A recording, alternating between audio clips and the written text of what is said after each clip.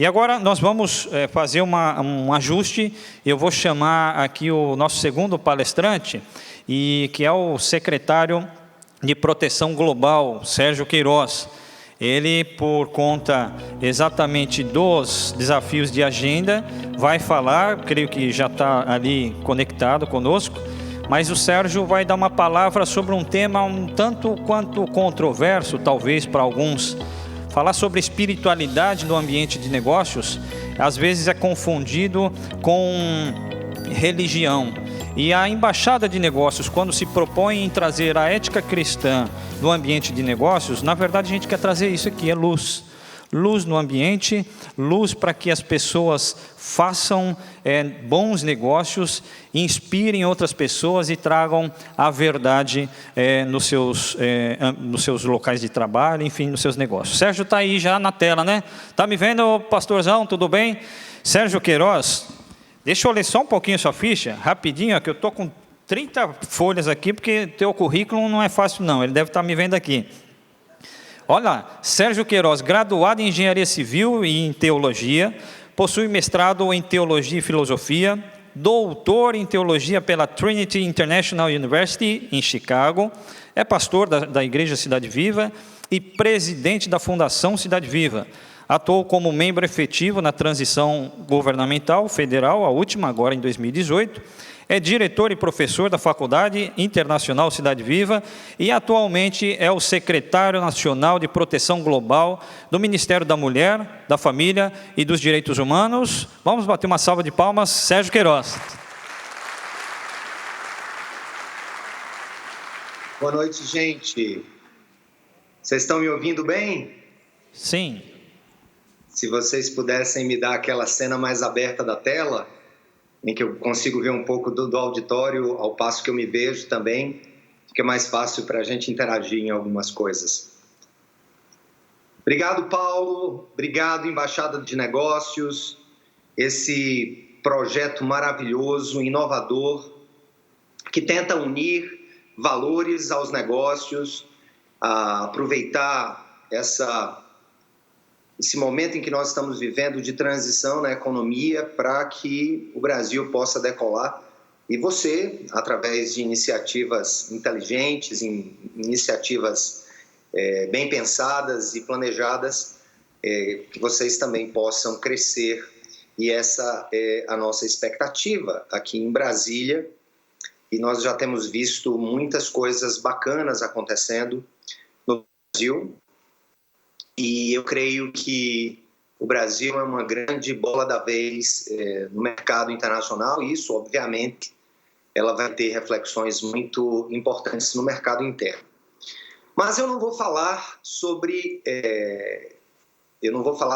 questões relacionadas a negócios na perspectiva apenas do business enquanto business, mas eu vou trazer um tema que começou a ganhar alguma notoriedade em algumas universidades importantes do mundo, a partir do início desse século, a partir do ano 2000, pesquisas começaram a ser realizadas em instituições importantes de ensino, instituições de pesquisa, instituições que trabalham com educação corporativa, sobre a importância de uma variável extremamente controvertida, em um certo sentido, como foi dito aí pelo Paulo, mas que tem sido analisada sob a perspectiva de análises científicas, e isso é muito importante.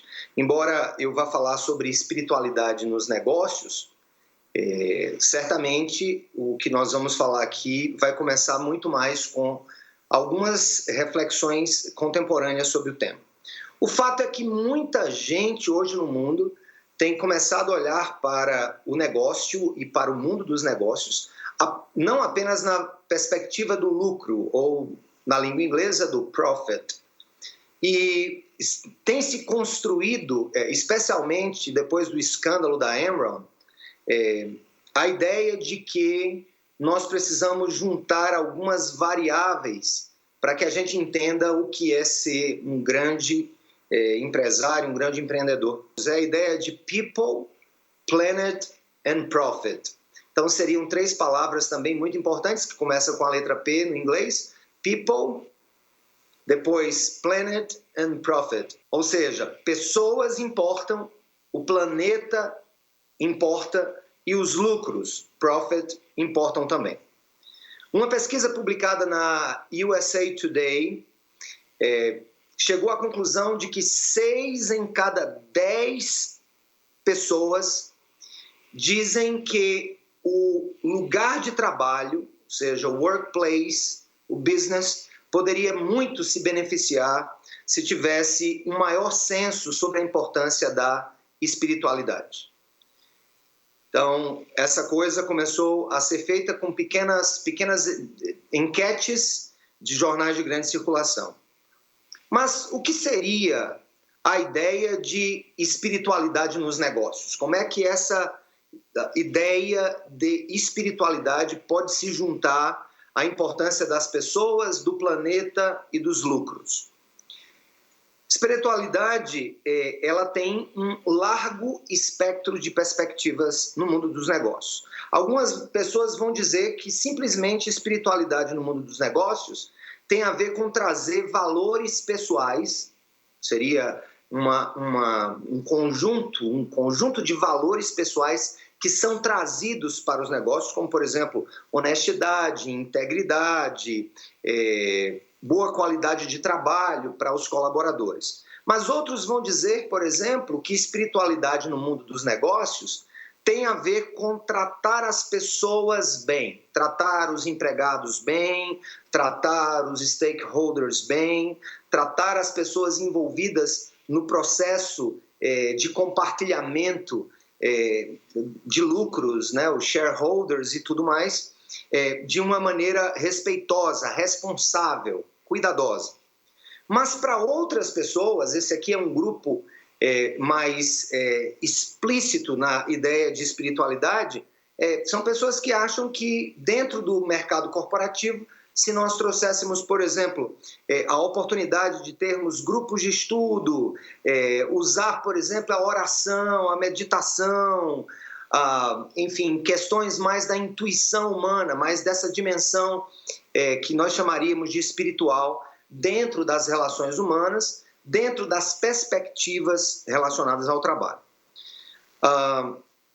Algumas pessoas estão muito confortáveis, né, em falar espiritualidade dessa maneira genérica, sem fazer ligações com religião, mas pensando em uma categoria mais ampla, que seria a espiritualidade. Então, qual seria a diferença da espiritualidade para a religiosidade no mercado de trabalho? Espiritualidade tem mais a ver exatamente com isso, com valores que eu trago para a equação dos meus negócios, com valores que eu trago para os meus relacionamentos interpessoais, com ideias de tratar bem, de cuidarmos uns dos outros, de nos preocuparmos com a perspectiva pessoal daquelas pessoas que estão envolvidas no trabalho. Mas há um grupo mais específico que vai dizer que a espiritualidade ela deveria ter algo mais relacionado não apenas com valores importantes, valores transcendentes, mas também com a ideia de uma religiosidade mais prática. Eu trouxe aqui algumas outras pesquisas para que a gente pudesse, enfim, começar a avaliar alguns números que nos foram dados. Há um relatório sobre a performance social e financeira de algumas corporações.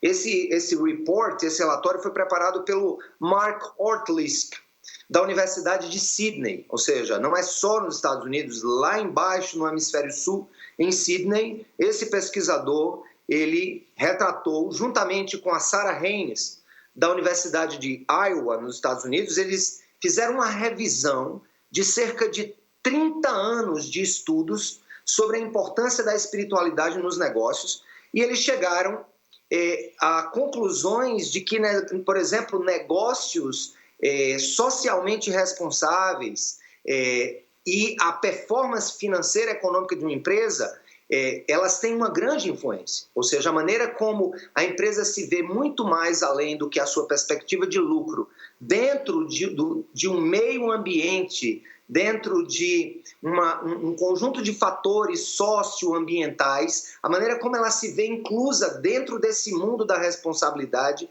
afeta profundamente os seus negócios. Então, isso que foi feito pelo Mark e pela Sarah, tanto da Austrália quanto na Universidade de Iowa, um estudo policêntrico, eles chegam à conclusão, avaliando estudos de 30 anos sobre o tema da espiritualidade nos negócios, que há uma relação positiva, é isso que eu quero dizer para você. Quando o seu negócio, a sua empresa, a sua corporação tem preocupações socioambientais, por exemplo. Tem uma preocupação maior com o bem-estar do seu colaborador. Uma outra pesquisa foi feita numa revista muito conhecida, a Business Week, e esse magazine reportou a respeito de uma recente pesquisa do McKinsey & Company, na Austrália também, que encontraram que a produtividade nas empresas e, ao mesmo tempo, a diminuição no turnover. O que é que seria o turnover? É aquela entrada e saída de novos colaboradores. Tem empresa que demite muito e contrata muito, ou seja, é muito cíclico. Isso é que a gente chamaria de turnover nos negócios. Então, essa também pesquisa da Austrália, que foi reportada na Business Week, vai dizer que trazer valores de espiritualidade para dentro do negócio diminui o turnover, ou seja, diminui a quantidade de colaboradores que entram e saem, uma maior agregação, a maior manutenção, e isso é bom, inclusive, para a memória institucional. É muito ruim a gente estar mudando de colaborador na empresa todo o tempo. Isso atrapalha, inclusive, o repasse de um DNA estruturante dentro da empresa.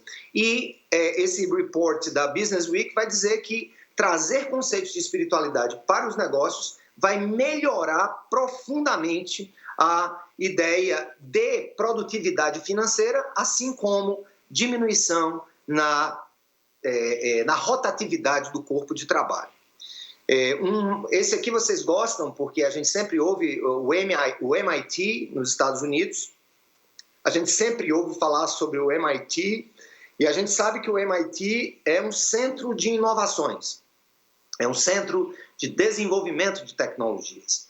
Mas pouco se ouve falar, ou pouco se estuda o que foi realizado em uma revisão feita pelo Sloan Management do MIT. Eles concluíram, e aqui eu vou ler, que as pessoas estão com fome, escute o que eu estou dizendo, as pessoas estão com fome de caminhos nas quais elas possam praticar a sua espiritualidade no local de trabalho.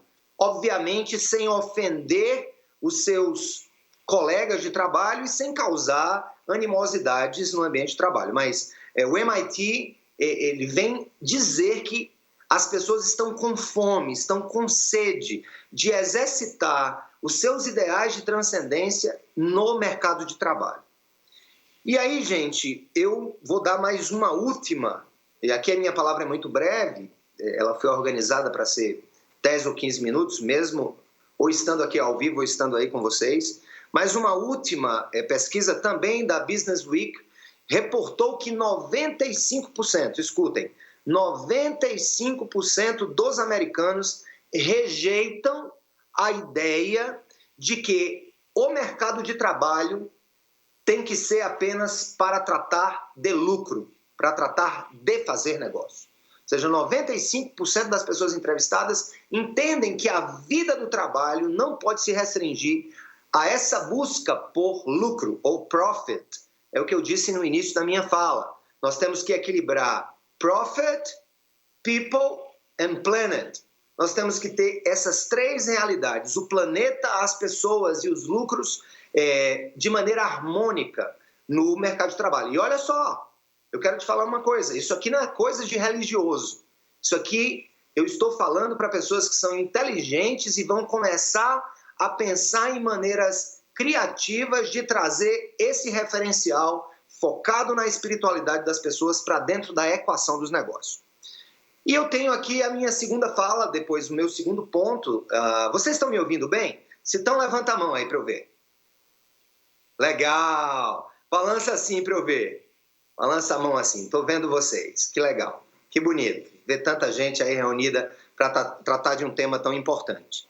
Então, esse primeiro momento da minha fala foi trazendo uma revisão bibliográfica, muito breve, sem grandes pretensões científicas, mas trazendo aqui alguns dados científicos relacionados ao quanto as pessoas valorizam a espiritualidade e o quanto a espiritualidade no mundo corporativo traz, sim, incremento na sua lucratividade e, ao mesmo tempo, uma diminuição na rotatividade dos colaboradores. A segunda coisa que eu queria falar para vocês é sobre o modelo judaico de espiritualidade e trabalho.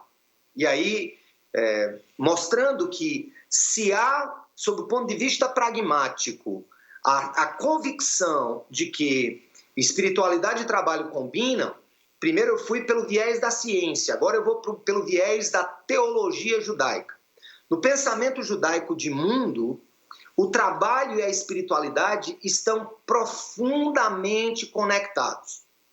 Para o judeu, dentro de uma perspectiva bíblico-teológica, o judeu vai nos dizer que tudo é espiritual. Para o judeu, não existe um mundo material, não existe um trabalho secular, não existe um trabalho espiritual. Para o judeu não há diferença se eu estou tocando um instrumento em uma missa ou um culto. Já botaram um countdown para mim aí, olha que maravilha. Estou vendo aqui o meu tempo. Não sei se eu vou conseguir respeitar, porque só colocaram agora. Mas eu vou tentar. O judeu, gente, ele vai ver o trabalho em uma perspectiva holística. E ele vai ver a vida em uma perspectiva holística. Para o judeu, como eu disse, não existe o trabalho secular ou o trabalho sagrado. Tudo para eles é sagrado. Tudo para eles é um ato espiritual. É tanto que a mesma palavra no hebraico, na língua hebraica, para trabalho, é a mesma usada para a palavra adoração. Olha só, a palavra adoração é muitas vezes vista na perspectiva da transcendência. Eu adoro alguém que está acima de mim. E trabalho, para nós do Ocidente, é muitas vezes visto na perspectiva do que eu faço aqui na Terra. Que eu não posso confundir a minha adoração a Deus com o meu trabalho. Já o judeu, não. A visão dele é integrativa. Ou seja, ele vai pensar que o ato de trabalhar, ou com a enxada, ou, enfim, elaborando algum plano, essas coisas têm a ver, sim, com a adoração. Para o judeu, tudo que ele faz tem uma repercussão de adoração ao Criador. Então, eu quero dizer para você que uma das coisas que nós sofremos muito no Ocidente por uma influência agostiniano-platônica ou platônico-agostiniana, que vem lá do pensamento grego, de formação grega, com a interpretação dada por um dos teólogos principais da igreja cristã, Santo Agostinho, há uma ideia um tanto quanto deturpada do que seria o mundo material e o mundo espiritual, como se o mundo material, segundo o pensamento grego, fosse mal, e aí vem aquela ideia de muitas pessoas que eu trabalho porque é o jeito, que eu saio para trabalhar de manhã porque é o jeito, porque eu tenho que ganhar dinheiro, eu tenho que ter dinheiro na conta, eu tenho que pagar minhas contas, eu tenho que pagar a escola dos meus filhos. Essa ideia de que eu trabalho por pertencer ao mundo material seria mal e que a adoração a Deus estaria no andar de cima. A ideia de que aí sim é onde eu me encontro na minha transcendência. Mas esse pensamento ele não é judaico. E eu posso te dizer que ele também não é cristão de raiz, ele pode ser cristão Nutella. É um pensamento cristão Nutella, não é um pensamento de raiz. Por exemplo, eu tenho aqui, e aqui eu já encerro a minha fala, como eu disse, a minha proposta inicial foi trabalhar primeiro fazer uma análise científica da espiritualidade, trazendo esses dados que eu trouxe de universidades e revistas científicas, especialmente da área de administração, e passei por uma análise breve da espiritualidade judaica, onde para ele é tão espiritual ir à sinagoga quanto ir à oficina. Para o judeu tudo é um ato de adoração a Deus, isso a partir do ensino de viés judaico. E no modelo cristão, gente, eu também vejo uma cena, talvez a cena mais interessante do ministério de Jesus, sobre a ligação entre espiritualidade e trabalho. Eu não sei se vocês lembram dessa passagem. Estão me ouvindo? Preciso de feedback. Levanta a mão aí. Legal. Então eu já estou partindo para encerrar. E eu vou contar para vocês, não é uma parábola, eu vou contar uma história, um relato de uma passagem dos evangelhos das escrituras cristãs, que falam que quando Jesus foi escolher os seus apóstolos, ele escolheu um grupo de apóstolos que eram homens de negócios na área de pesca. Eles tinham uma companhia de pesca. Eu me refiro a Pedro, eu me refiro ao apóstolo Tiago e ao apóstolo João. Os três eram homens de negócios. Ele teve apóstolos que não eram homens de negócio, como Mateus, por exemplo, era servidor público, como Judas Zelote, que nem era servidor público, não era homem de negócio, ele era um cara que queria lutar pelos direitos do povo judaico contra Roma, ou seja, ele pode até se classificar como um militante mais sanguinário, que foi o Judas Zelotes. Na verdade, o grupo dos Zelotes era uma seita judaica extremamente combativa na esfera política. Seria hoje a galera da esquerda, né? Então, Jesus tinha gente de esquerda, tinha gente que era, como Mateus, de direita, que apoiava o Império Romano, mas ele tem homens de negócios como vocês. E eu quero pegar exatamente essa parte de vocês de homens de negócios. É interessante que quando Jesus chegou na beira do Mar da Galileia, quem já esteve em Israel sabe que é um mar muito bonito, um mar muito grande, é um mar doce, de água doce. Na verdade, é um grande lago, também chamado de Lago de Genezaré. E Jesus foi ali atrás daqueles que estavam ali e ele viu Pedro, Tiago e João ao final de um dia, de uma jornada de pesca infrutífera. Eles não tinham pescado nada, a Bíblia vai dizer. E a Bíblia vai dizer que Jesus chegou para Pedro e pediu que eles já estavam na beira do lago, já estavam lavando as redes, e ele pediu para que Pedro afastasse um pouco da margem o barco, para que ele usasse o barco como palanque. Isso é muito interessante. A Bíblia vai dizer, o Novo Testamento vai dizer que Jesus subiu no barco daqueles homens de negócios e ele começou a falar para as pessoas que estavam lá. E ele começou a falar do reino de Deus, ele começou a falar do que é mais importante na vida. E no final do seu discurso espiritual ali, para convencer sobre o reino de Deus, ele chegou para os homens e disse assim: agora vamos pescar, agora vamos voltar para o lago.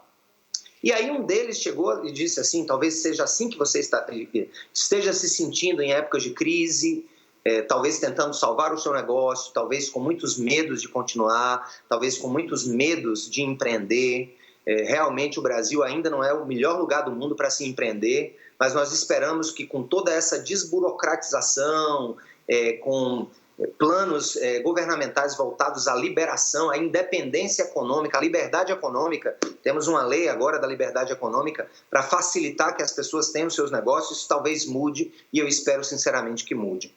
Mas eu quero falar sobre o fato de que talvez você esteja sentindo assim. Jesus disse para eles: agora que eu falei em cima do negócio de vocês, tá? Agora que eu usei o negócio de vocês para falar sobre o que verdadeiramente importa na vida, agora vamos pescar. Mas eles estavam desanimados, eles disseram: não, mas a gente já tentou a noite inteira, não pegamos nada, já estamos lavando a rede, talvez tenha gente aí que está, eu vou para esse negócio aí, eu vou para essa palestra aí, mas eu estou lavando a rede, sabe? Eu estou de saco cheio, eu estou assim, eu não quero continuar a insistir nesse trabalho. E o Novo Testamento vai dizer que eles foram para um certo lugar e Jesus disse: olha, joga agora a rede desse lado aqui do barco. E eles jogaram para aquele lado e de maneira muito interessante, milagrosa, eles foram exatamente em cima de um grande cardume de peixes.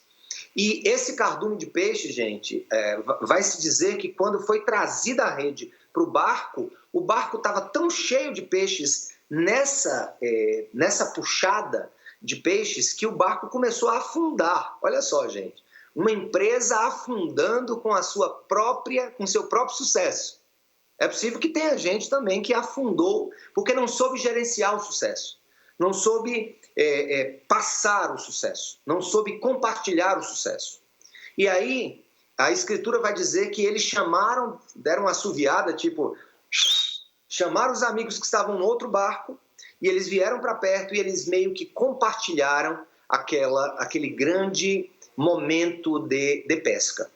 Tá? O que é que eu teria para dizer para vocês alguns princípios básicos para que você entenda a espiritualidade como um aliado da sua vida pessoal e do seu negócio? O primeiro deles é que a vida é muito mais do que lucros. A vida é muito mais do que fazer sua empresa crescer. Se você não entender a beleza da vida através do que você faz nos seus negócios, os seus negócios não passarão de fonte de ganho. Talvez os seus negócios paguem a sua viagem, a sua roupa e o seu cartão de crédito, ou talvez os seus bens, mas ele nunca vai, só ele, pagar o sentido que você busca na sua existência. Então a primeira coisa é entender que as pesquisas estão sim certas de que o trabalho, o profit, o lucro, não é o que faz a nossa vida, não é o centro da nossa vida, é parte sim, temos que desenvolver, temos que empreender. E aí aqui você faz uma abertura da sua mente empresarial para essa variável. E quem tem feito isso, eu testifico, tem alguns grupos que eu conheço de empresas que têm se utilizado de capelanias, de momentos de compartilhamento, de fortalecimento da alma dos seus colaboradores, de compreensão do ser humano não apenas na perspectiva de força de trabalho, mas de um coração muito complexo, cheio de dúvidas, cheio de possibilidades.